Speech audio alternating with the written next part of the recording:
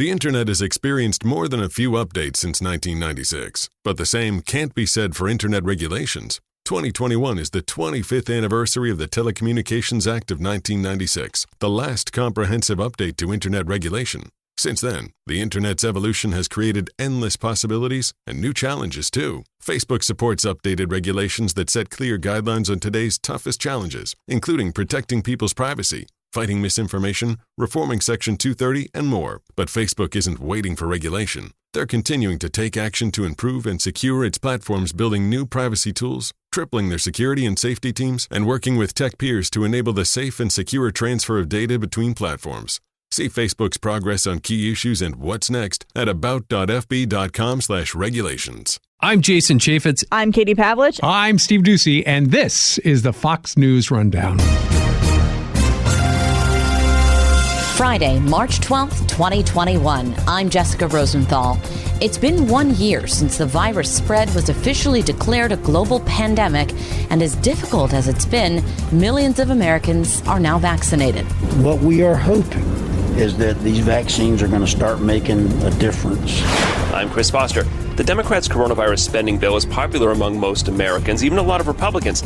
But South Carolina Senate Republican Tim Scott says he thinks the Democrats' plans will backfire. The agenda of the left is so radical that the center-right country that we still have is going to have an allergic reaction to the medicine brought to the table. And that may be very good for us in 2022 and prayerfully in 2024. And I'm Tammy Bruce. I've got the final word on the Fox News Rundown. It's been 1 year since the spread of COVID-19 was declared a pandemic by the World Health Organization. A couple of days later, President Trump declared a national emergency. And as the White House pushed 15 days to slow the spread, many of us did not anticipate the year it would end up being. The run on toilet paper, the lockdowns, the loss of jobs, and permanent closing of restaurants. For many, loneliness. For others, fear of the virus. But during this past year, the light at the end of the tunnel remained vaccines. When I came into office, you may recall, I set a goal that many of you said was that kind of way over the top. I said I intended to get 100 million shots in people's arms in my first 100 days in office. Tonight, I can say we're not only going to meet that goal, we're going to beat that goal. In his first televised address to the nation Thursday night, President Biden commemorated the year it's been and the lives we've lost to COVID-19. As I've told you before, I carry a card in my pocket with the number of Americans who have died from COVID to date. It's on the back of my schedule. As of now, total deaths in America, 527,726. Nearly 528,000 people. He directed states to make all adults eligible for vaccines starting May 1st and said they would launch new tools, including a website, to make it easier to find out where to get a vaccine.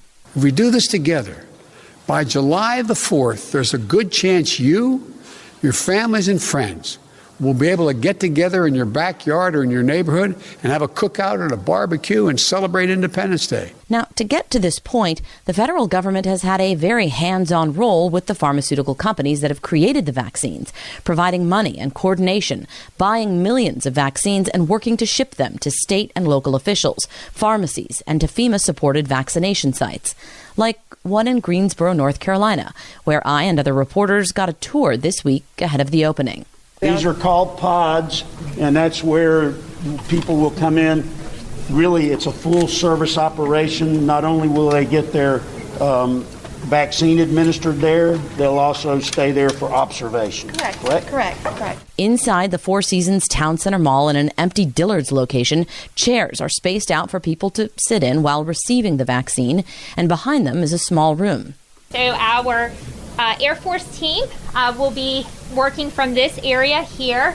As you can see, they have various workstations set up to properly mix the vaccine, along with drawing the doses up. Mandy Williford, the emergency planning pharmacist with North Carolina State Public Health, also showed us where the vials of Pfizer vaccine were being kept, in freezers at minus 71 degrees Celsius. They expect to administer 3,000 vaccines a day at this location for the next 8 weeks in the city of Greensboro, which was selected as one of the federal vaccination sites. Our FEMA partners, using what they call the Social Vulnerability Index, Mike Sprayberry is the director of North Carolina Emergency Management, actually guides us towards making decisions on where we find what are characterized as historically marginalized populations, people of color, also people that are, have, socioeconomic issues. And so that guides us in that direction so that we know that that's a population that we need to be working, doubly hard to serve. We need to make sure that they're not forgotten. And so FEMA said, listen, based on the SVI, we think Greensboro would be a good location. And so we had thought maybe some other cities might be as well, but Greensboro turned out to be the one. And so we looked at a couple of other locations here, and obviously the ACC tournament had something to do with us not going over there, but this worked out pretty good. And so since the federal government is basically paying the freight for this operation, hard to turn down 168,000 doses that doesn't go against the state's allocation, right? So that's above and beyond our allocation. And right now, vaccine is still not at the supply level that we want it at, although we can see it. You're like me, you see it every day, the announcement, the news. It's growing incrementally, the amount of vaccines, but the faster that we can get people vaccinated, the better it is. So, good deal. Tell me a little bit about how this works logistically, because when Greensboro was first announced as the site, it was only one of 2 sites that was announced that the federal government was operating. And now it sounds like we've heard that there are many more sites like that around the country. Am I right? I wouldn't say many more. I would say some more. And so what I did is when I talked with Regional Administrator Check, we saw where California and Florida were getting these pilot community vaccination centers. And so the discussion that I had with her, I told her, I said, well, California, they have 40 million people. Florida's got 19 to 20 million. North Carolina is number 9 in the nation with 10.5 million. So, I suggested to her that it wouldn't be long that, we would probably be on deck for getting one of these sites. And so we both agreed that was probably the way it was going to happen. And in fact, that is what happened. And so we're seeing, states like Illinois, Ohio, Georgia, North Carolina, the top 10 states get them. I think that there'll probably be more, but I'm not the decider. Talk to me about costs to run this. I mean, who's funding this? My understanding is the federal government isn't funding all of it. I mean, you said earlier that some of this is going to be reimbursed, but how much of it? So, all of our eligible cost will be reimbursed. And so that's a typical statement that you hear from really any grant program. And this is Public Assistance Grant Program, Emergency Protective Measures, Category B. And so we have that, what will happen is we do project worksheets. And so we will invoice the federal government. Some of our big costs, like the mall and this parking lot, free. Because the Four Seasons Town Center here is donating it, right? They donated it. So that was a good lick for us.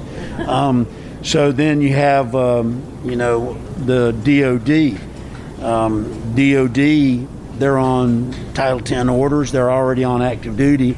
So we don't have to pay anything there. We don't have to request any reimbursement. Meals and lodging, we have to we pay. We submit that for repayment. IT infrastructure, iPads, stuff like that we'll be using, we'll get reimbursed for that. Jessica, I will tell you that, in any disaster event, emergency event, FEMA has these, projects, and we execute the projects. And so, like in a hurricane, we will spend a ton of money on National Guard, and then we'll package it up, and we'll send it to the feds, FEMA, and then they will reimburse us. Tell me finally, sir, as the director of North Carolina Emergency Management, how has the past year been for you? Because I'm from California. We're used to dealing with wildfires. We have command centers set up for wildfires and earthquakes. You guys all have hurricanes here.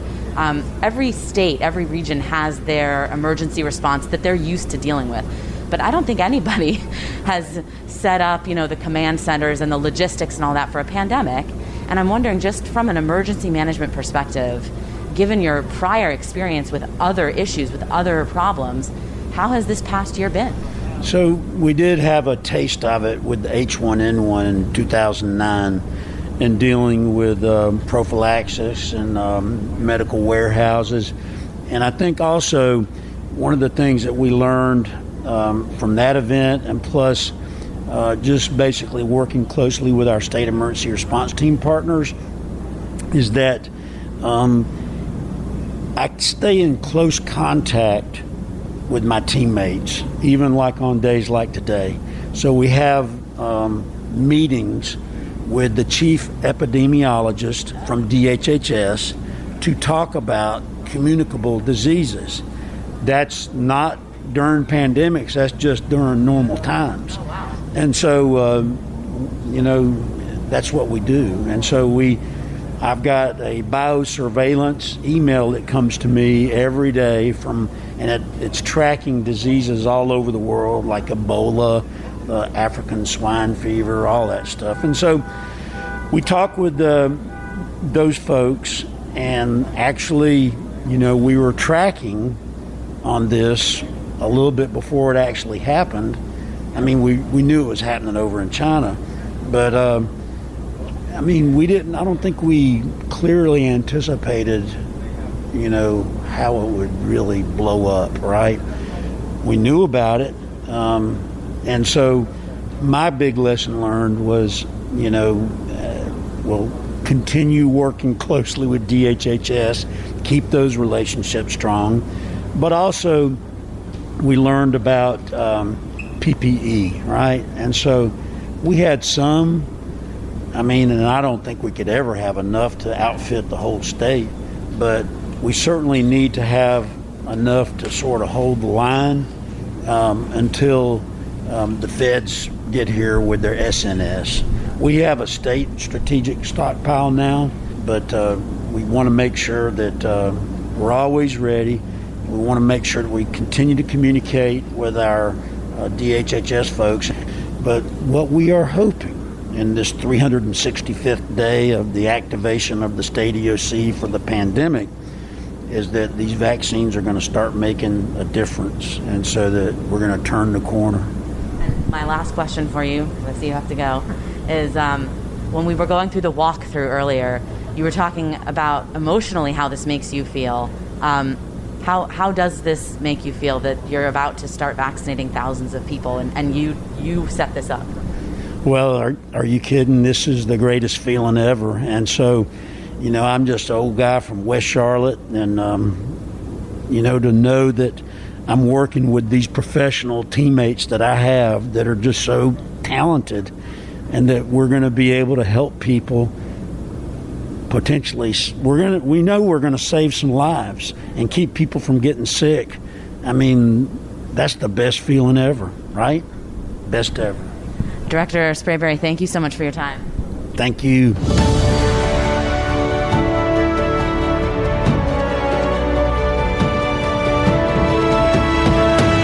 2021 is the 25th anniversary of the Telecommunications Act of 1996, the last comprehensive update to Internet regulation. The Internet has experienced more than a few updates since 1996, but Internet regulations have not. That's why Facebook supports updated regulations on key issues like preventing election interference, protecting people's privacy, reforming Section 230, and more. See Facebook's progress on key issues and what's next at about.fb.com/regulations. This is Tammy Bruce with your Fox News commentary coming up. The Democrats' coronavirus financial relief and stimulus plan is signed into law by President Biden. This historic legislation is about rebuilding the backbone of this country and giving people in this nation, working people, middle-class folks, people who built the country, a fighting chance. The nearly $2 trillion American Rescue Plan passed with precisely zero Republican support in the House or the Senate. They'd presented a plan at the White House the president found to be too small. So Democrats, with their new majorities in the House and Senate, go it alone, passing the first bill of the Biden presidency.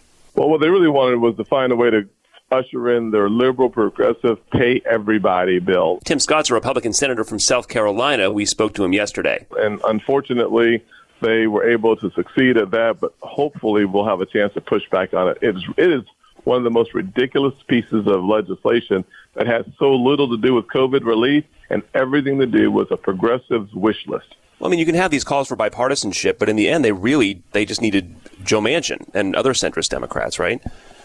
Absolutely. I mean, when you look at what they've done, they were able to I don't want to use the word buy off, but they were able to negotiate with Manchin to lower the unemployment from 400 to 300, but then they extended it to September. Said in a different way, I believe what we saw happen there was they are now paying people to stay home even longer, not through June or July, but now through September. And interestingly enough, Chris, the unemployment rate has gone down, not up. We had 379,000 new jobs added to the economy. The last thing we need to do is extend the unemployment benefit until September, when in fact the recovery, as fragile as it is, continues. Senator, a lot of Americans are going to be very happy about this bill, including some of your constituents. South Carolina's got something like the 10th highest poverty rate in the country, and a lot of people are going to be very happy to get this child tax credit and getting essentially huge raises in their take-home pay. What do you tell them? Well, Chris, this is an easy one, honestly. The road to socialism starts with one step. And the bottom line is that what we're looking at here is not paying people for increased production, not paying people for increased challenges that were brought on by the government. They're simply making this into the progressives' approach to ushering in the first few steps of socialism. And that is a huge challenge. A new study shows that all the COVID stimulus costs each American $17,000. That means that we are simply pushing ourselves in the wrong direction with these resources being put out there. But yes, people like money. There's no question about that. But when they understand that they have to pay it back, they like it less. And when you add interest on top of that, they like it even less. And when they understand that they may be compromising the future of the next generation of Americans by spending money today that we don't have, that we have to borrow from China, that's a bad thing for every single American and every single American child that we have. The generations to come will face an avalanche of debt, unnecessarily so, because of $2 trillion under the guise of COVID relief, when in fact it's social policy that transforms the American economy. Yeah, now this only got through because of budget reconciliation, where spending bills can be passed with 50 votes and no filibustering. Now, other than spending bills, is this a last gasp for them? Or are they going to get anything through? Their voting rights bill, the House passed last week, an infrastructure plan, there's gun legislation pending. And if they can't get any GOP votes on anything, might they just throw their hands up and say, fine, we're killing the filibuster, everything needs 50 votes? Well, I watched Joe Manchin try to walk through that minefield on Sunday, and the truth of the matter is what he said was that he is willing to make the filibuster harder to use. That is very dangerous. The filibuster conversation is a slippery slope. We know that if you give the Democrats an inch, they want a mile, and that's not good for the American people. And frankly, the agenda of the left is so radical that the center-right country that we still have is going to have an allergic reaction to the medicine brought to the table. And that may be very good for us in 2022 and prayerfully in 2024. But more importantly, it is just bad policy, and the stench of it will, I think, make people nauseous. The more we see listen, the thought that we're going to give a 16-year-old the right to vote because they believe they do better with younger people than we do doesn't sound like they're looking for a way to level the playing field. The thought that they want to nationalize elections, we should be looking for ways to limit mail-in ballots, not expand mail-in ballots. We should be looking for ways to expand voter ID, not eliminate voter ID. So what they're trying to do is position this country not to recover from their lurch and then leap to the far, far, far left. Those are dangerous positions in their H.R. 1. And you and I both know that we are going to have to fight tooth and nail to protect the Second Amendment. We are in for that fight. We are in it to win it. We will. Because America was founded on the concept that we must have the resources and the arms necessary to defend ourselves, period. And that must stand, and that is one of the reasons why we should be very thankful for our Constitution and especially our Second Amendment rights. How about immigration? Any common ground there? We're seeing this surge, especially of kids coming in, maybe emboldened by the president having said people asking for refugee status aren't going to be automatically kept in Mexico, just, more lenient overall. Do you see some common ground there where we can have border security and allow more people in legally with the path to citizenship, maybe? Well, I certainly hope that we find a way to create the meritocracy that is in the best interest of our nation. The front door is incredibly important. We should open that front door to those folks that improve the quality of life experienced by everyday Americans. We need to not only shut the back door, we need to lock the back door. Think about this. If Nancy Pelosi is willing to build a fence around the Capitol, why won't she build a border that is secure? It doesn't make any sense to me. If you believe in security for yourself, why can't you believe in security for all Americans? And closing and locking the back door is, in fact, common sense for the safety and the security of this nation. I'm happy to have a negotiation on the front door. I'm happy to have a negotiation about a merit-based system that provides us with the workers we need and that continues to do what we've done for the last 245 years, be a home for folks who are looking to improve our country, not tear it apart. Senator Scott's the only black Republican in the Senate. And last week, MSNBC host Joy Reid, also black, said his presence gives the party the patina of diversity. Monday on Fox News Channel, Senator Scott told host Trey Gowdy on Fox News Primetime, woke supremacy is as bad as white supremacy. We need to take that seriously. That set off CNN host Don Lemon, also African-American, saying on his show Wednesday, I've never seen a woke supremacist lynching anybody. Never saw a woke supremacist denying anybody access to housing or job or education or voting rights. Never saw any woke supremacists enslaving anybody. Never saw any woke supremacists trying to keep people from marrying amongst different races. Come on, Tim Scott. So we asked the senator if he'd like to clarify or expand on what he meant. Absolutely. Number one, what I said was that woke supremacy can be as dangerous, at least that's what I attempted to say, as white supremacy. And the reason why I said that was there is a person today on trial who has pled guilty to wanting to take me out. And that person will be sentenced on, I think, March the 29th of this month. He's a African-American liberal who believes that I am out of place, that I don't know my place, that his brand of wokeness is so extreme that he's willing to imperil my life. So when I talked about that, I was, of course, using a little hyperbole. There's no question that the history of our country and the history of white supremacy is one that includes death and murder and the worst of what we would like to see. The history of our country is that we continue to move our arc bends towards justice, even though it has been littered with people who wanted to take advantage of other people. That is bad, but just as bad, maybe not as extreme, but just as bad is this theory of woke supremacy where, in fact, people who look like me or young white liberals believe that they can now say, if you're not one of us, we cancel you. If you're not staying in line, you don't exist. If you are not in line with a liberal philosophy, then you are, in fact, un-American. You are, in fact, not black. You are, in fact, not female. You're, in fact, not Hispanic. What I'm talking to is that underlying philosophy that is antithetical to what it means to be American.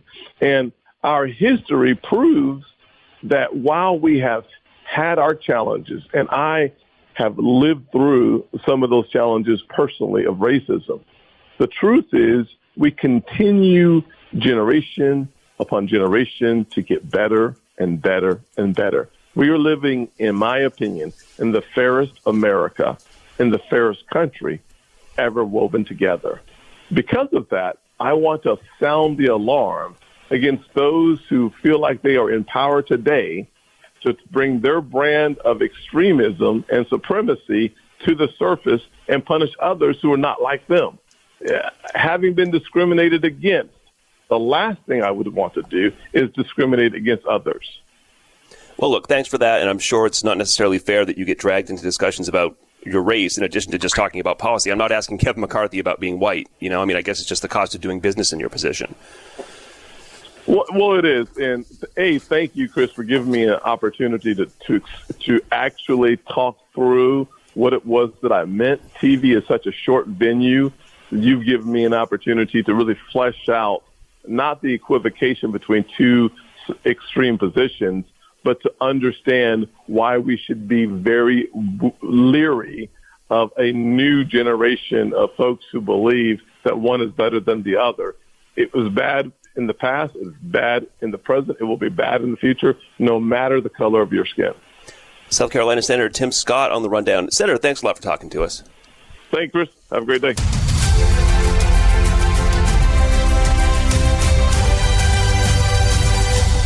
Fox News Radio on demand on the Fox News app. Download the app and just click listen. When you swipe left, you can listen to your favorite Fox News talk shows live. Swipe right for the latest Fox News Radio newscasts on demand. Fox News Radio on the Fox News app. Download it today. Rate and review the Fox News Rundown on Apple Podcasts or wherever you listen. And now, some good news with Tanya J. Powers. A Minnesota priest has chosen something pretty substantial to give up for Lent this year. Father John Ubel says during this season of sacrifice, he's giving up his collection of baseball cards, something he's amassed over almost 5 decades. That's the thing about collecting. It brings you back to a point in time. His collection includes a 1948 Jackie Robinson rookie card and another of Hank Aaron. Father Ubel is donating it to the Aim Higher Foundation in Minnesota for private school scholarships for families in financial need. Our schools are doing a great job. I have all these cards. I hardly look at them. And so I called up a couple of people at Aim Higher Foundation and said, I've got an idea. Hear me out. Aim Higher Vice President Ricky Austin says they did. We listened to Father Ubel's pitch, and immediately we were all in to provide this creative way to give back to the community, making sure that it doesn't matter the size of a parent's paycheck, that they can get into the schools that best serve their children. The collection almost didn't make it to 2021. Father Ubel says when he was switching work assignments in 2003, he almost got rid of the cards. I literally had all the cards in a Girl Scout cookie box where they'd been stored. I just was going to throw away cards to free up more space. He says he was at a dumpster ready to toss them when he decided at the last minute to keep them. And I can tell you I've never been happier to give something away in my life than this. This has been so fun. I'm having the time of my life. Father Ubel says he's hoping to raise between $25,000 and $30,000 for the Aim Higher Foundation event. To find out more, go to the aimhigherfoundation.org. Tanya J. Powers, Fox News.